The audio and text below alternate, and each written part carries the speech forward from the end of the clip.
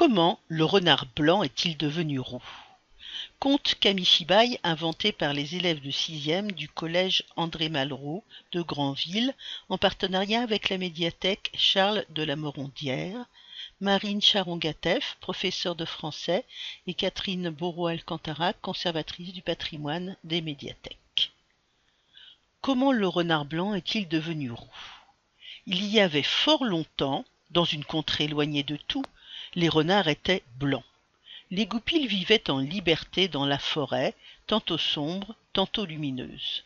Un de ces renards avait été domestiqué par un savant fou. L'homme et l'animal vivaient en bonne compagnie dans la maison du chercheur. Notre savant fou travaillait depuis de nombreuses années à un projet unique. Il était en train de mettre au point un virus permettant de conquérir le monde. Un jour, le renard, voyant la porte du laboratoire ouverte, entra dans la pièce. C'était une vraie caverne d'Ali Baba, avec de curieux objets et ustensiles qui encombraient tout l'espace. Bing! Il se cogna contre une étagère et clich, crash, fitz, plitch, il fit tomber une fiole contenant le virus. Le renard, intrigué par la substance à terre, alla la renifler. Il trouva que cela sentait bon. Pris de curiosité, il ne résista pas, il goûta, mais le liquide n'était pas aussi délicieux que ce qu'il pensait. Envahi par un sentiment de culpabilité, il n'osa plus bouger. Le savant avait entendu du bruit, top, top, top. Il s'approcha de plus en plus du laboratoire. Notre animal entendit les pas, il se sentit tout à coup prisonnier des murs et s'agita. Soudain, il aperçut une fenêtre assombrie par la nuit. Sauvé! En montant sur quelques caisses, il parvint à atteindre l'ouverture, mais il fut obligé de passer entre les barreaux rouillés.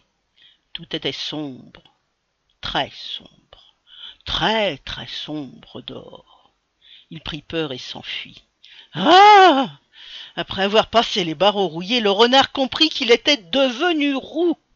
Il eut tellement honte de sa nouvelle couleur qu'il continua à fuir. Il se rendit aussi compte qu'il allait perdre sa maison. Dans sa course, il pensait avec regret au bon moment passé avec son maître.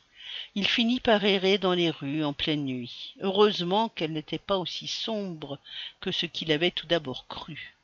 La lune éclairait le village. Il chercha un endroit pour se cacher et se réchauffer. Tout à coup, il aperçut une maison au loin, elle était éclairée. Il s'approcha de la fenêtre et comprit que c'était la maison du peintre du village. Il y avait plein de pots de peinture. Victoire! Il allait pouvoir retrouver sa couleur originale. En effet, un gros pot se trouvait sur le sol et aucun doute le liquide était blanc. Il sauta par la fenêtre entr'ouverte et chlouf! Notre animal roux atterrit directement dans le pot. Il était tombé la tête la première dans le récipient, mais il comprit vite que ce n'était pas de la peinture blanche, mais un pot de fixateur. Flitch, flitch, flitch. Il entendait la réaction chimique. Tout son corps restait roux et semblait le devenir de plus en plus.